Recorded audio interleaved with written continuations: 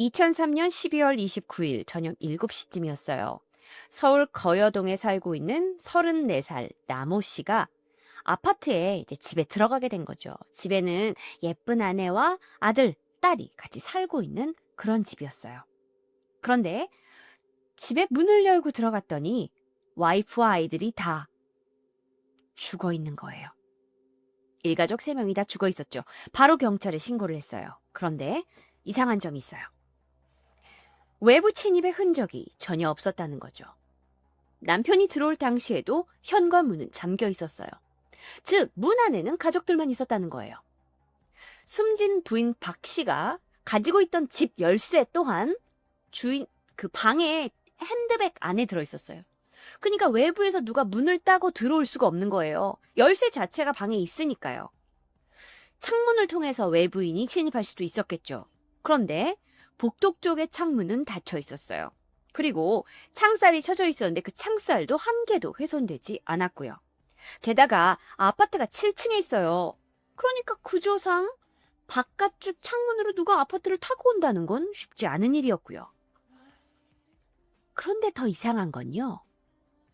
아내 박 씨에게 저항의 흔적이 없어요. 분명 아내는 목 졸려 죽었거든요. 목이 졸려 죽었는데 누군가에게 심하게 반항한 흔적이 없다? 여기서 우리가 뭘 알 수 있죠? 면식범일 가능성이 커지는 거죠. 그럼 혹시 자살인가? 아내가 자식을 다 죽이고 자기도 자살했나? 근데 그러기엔 유서 한 장 남아있지 않는데요? 게다가 보통 우울증에 걸린 와이프들이 그럴 수 있잖아. 뉴스에 보면. 근데 전혀 우울증의 증세가 있는 그런 사람이 아니었어요. 경찰이 이건 누가 봐도 자살이에요. 자기가 자살하고 애들을 죽인 것 같아.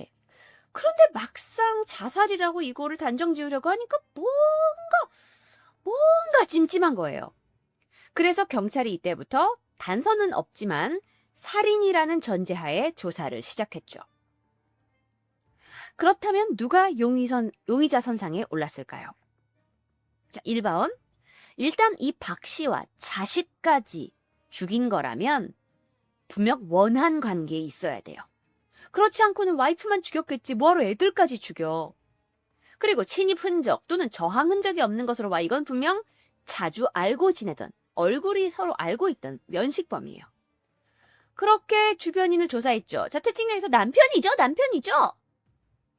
그런데 말이지.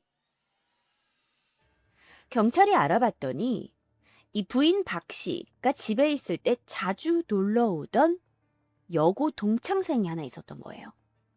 31살의 이모 씨예요.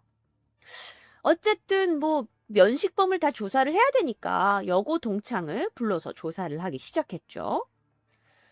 그런데 조사를 하던 중에 그 여고 동창의 손등에 약간 이상한 걸 발견을 해요. 이런 상처예요. 이런 상처야. 그런데 상처는 누구나 있을 수 있어. 근데 이상한 게 뭐냐면 이 씨가 조사를 받는 내내 이걸 이렇게 숨기는 거야. 손을 막 숨기려는 거예요. 그래서 경찰이 이게 뭐가 있다 싶어서 이 씨의 집을 수색했죠. 그리고 나서 아주 특이한 걸 발견했어요. 뭐냐면 페트병이 하나 잘려져 있는 거야. 일반 사람은 페트병을 자르지 않아요. 갖다 버리지. 근데 이상하게 집에 잘려진 페트병이 있었던 거예요. 자, 그러면 과연 무슨 일이 있었던 걸까요? 이 씨와 박 씨는 여고 시절부터 친구였어요. 이 씨는 집에 자주 놀러 왔죠. 그리고 박 씨의 아이들과 그렇게 잘 놀아줄 수가 없어요.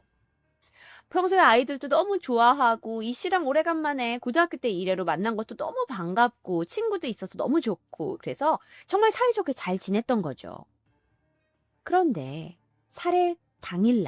살인사건이 일어난 그 당일날에도 이 씨가 박 씨 집을 방문했어요. 내가 애들하고 오늘 놀아줄게 하면서요. 그런데 애들하고 놀아주려다 보니까 이모 우리 재밌는 거 해줘요. 그랬더니 이 씨가 그래? 그럼 우리 이모랑 엄마랑 다 같이 술래잡기 할래? 야, 엄마, 네가 엄마니까 네가 술래해. 알겠지? 하면서 와이프 박 씨의 눈을 가리개로 가린 거예요. 술래잡기 하자면서. 그렇게 하고 이제 엄마가 눈을 이렇게 가리고 그래 니들 얼른 숨어. 하나, 둘, 셋. 그런데 엄마가 이렇게 숨고 있는 동안 큰아들 3살, 박씨 큰아들 3살짜리 아들을 다른 방으로 데려가서 목 졸라 질식사시켜요.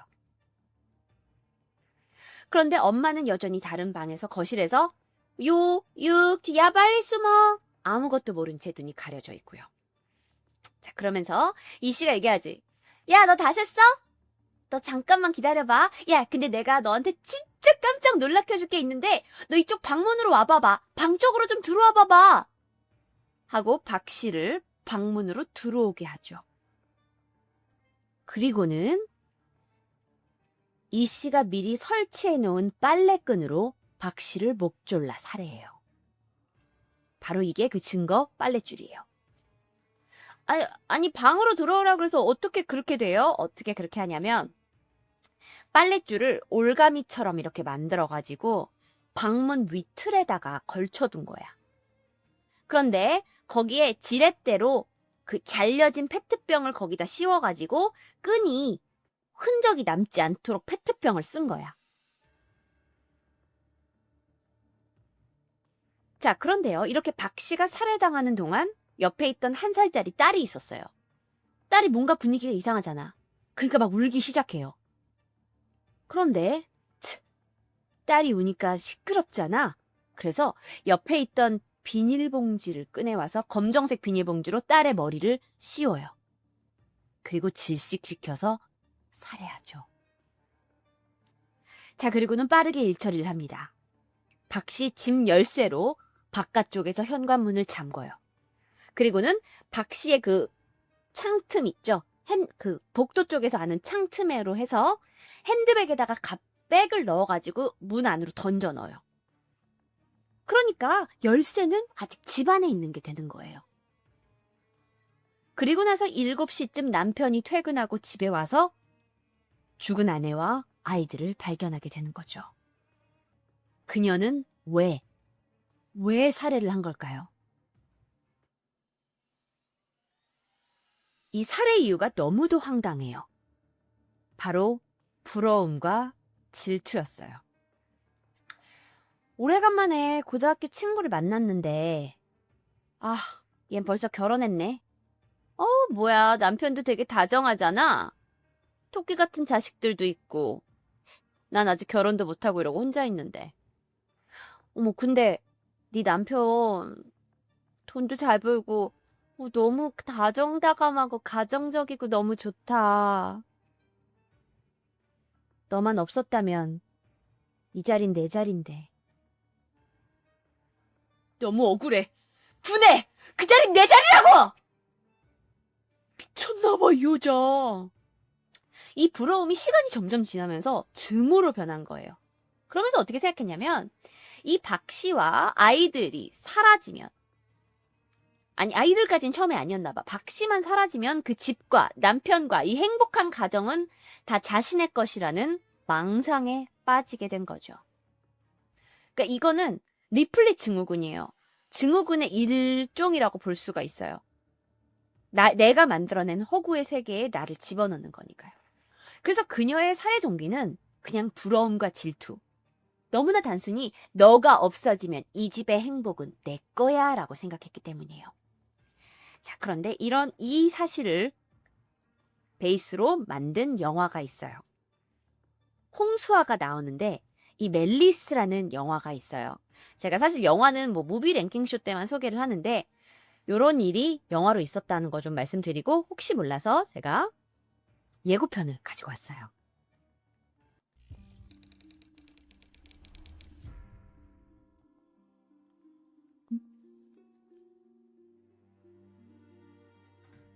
오빠, 가인이. 그래? 근데 오빠는 어쩜 하나도 안 변했냐? 야야야야! 우리 회사 직원이야 직원 김비서. 오늘 잘 놀았어? 늦게 온다더니 일찍 왔네? 오빠가 계란말이 좋아한다고 해서. 내가 계란말이 좋아하는 거 어떻게 알았지?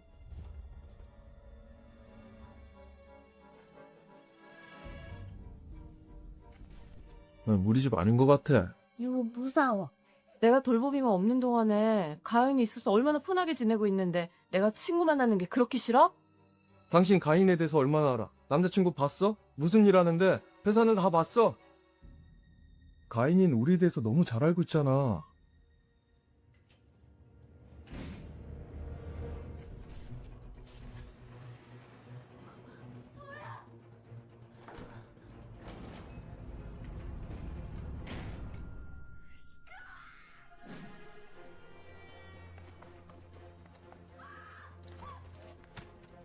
그날 여기서 죽을 거야.